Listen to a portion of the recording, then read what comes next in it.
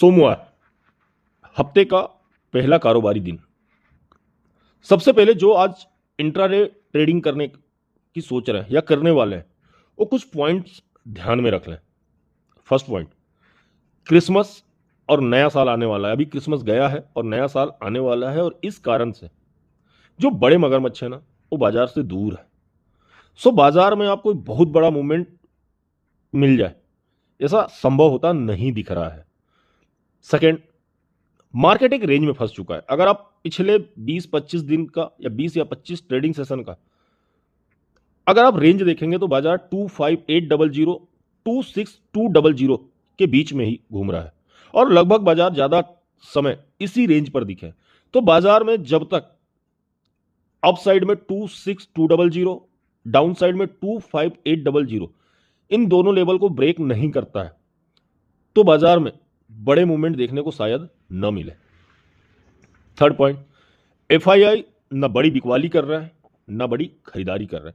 अगर आप cash segment में देखेंगे तो एफआईआई का जो डाटा है वो या तो 500-700 करोड़, 1000 करोड़, 2000 करोड़ के आसपास की बिकवाली करते हैं, या इसी आंकड़े के आसपास की खरीदारी कर रहे हैं। पिछले कई दिनों से देखने को मिल रहा है कि एफआईआई ऐसा नहीं है कि किसी दिन 5000-7000 करोड़ की बिकवाली कर ले या फिर 5000-7000 करोड़ की खरीदारी कर ले। तो एफआईआई ना बहुत बड़ी बिकवाली कर रहे हैं ना खरीदारी कर रहे हैं। इस कारण से भी मार्केट एक रेंज में फंस गया है, और इस कारण से बाजार में बड़ा मूवमेंट आ जाए ये होता हुआ नहीं दिख रहा है। फोर्थ, ग्लोबल बाजार। देखिए, ग्लोबल बाजार भी ना सुस्त पड़ा हुआ है और लगभग एक रेंज में घूम रहा है। इस कारण से भी बाजार में कोई बहुत बड़े मूवमेंट की उम्मीद करना शायद अभी गलत है। अब देखिए, बात करते हैं निफ्टी की। शुक्रवार को निफ्टी लगभग 100 अंक नीचे, 100 अंक लाल निशान में बंद हुए। 26042 के पास निफ्टी बंद हुआ है। अब आप इसे दो तरीके से ले सकते हैं। फर्स्ट पॉजिटिव तरीका यह है या पॉजिटिव वे ये है कि निफ्टी 26000 के ऊपर बंद हुए हैं। सेकेंड निगेटिव यह है कि निफ्टी 26050 के नीचे बंद हुआ है।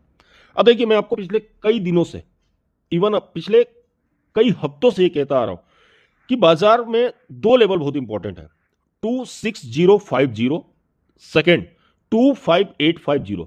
बाजार जब जब 26050 के ऊपर होंगे तब तक बाजार का सेंटीमेंट पॉजिटिव होगा। बाजार जब 25850 के नीचे आएगा तो बाजार का सेंटीमेंट निगेटिव होगा। और अगर बाजार इस रेंज में रहेंगे तब तक बाजार में एक ही चीज होगा कि बाजार अप डाउन या साइडवेज घूमते रहेंगे। और उस कंडीशन में क्या होगा कि बाजार केवल आपका प्रीमियम खत्म करेगा। जो मूवमेंट आप प्रीमियम में उम्मीद कर रहे हैं वो मूवमेंट आपको नहीं मिलेंगे। और कई बार ऐसा होगा कि बाजार में अगर आपने कॉल की पोजीशन ली है तो हो सकता है कि अगर बाजार ऊपर भी जाए तो कॉल की पोजीशन में लगभग न के बराबर मूवमेंट देखने को मिलेगा।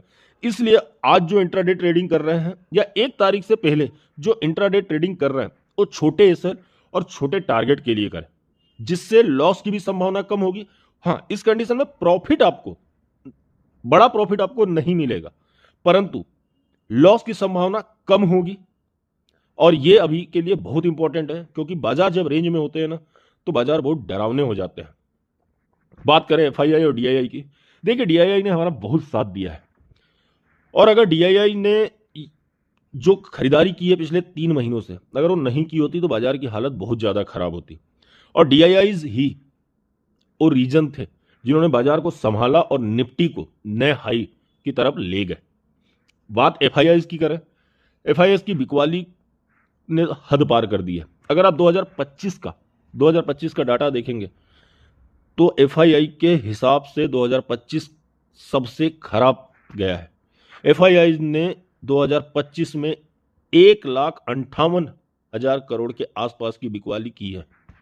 1,58,000 करोड़ के आसपास की बिकवाली 2025 में की है।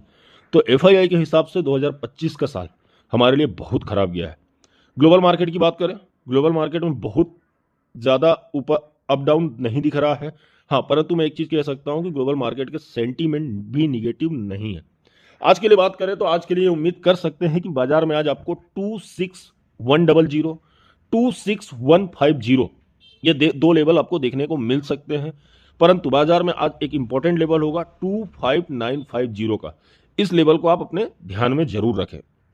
कुछ स्टॉक जिन्हें आप अपनी वॉच लिस्ट में लगा सकते हैं। MCX, BSE, Rubicon research, Hindalco, in stock को आप अपने वॉच लिस्ट में ऐड कर सकते हैं।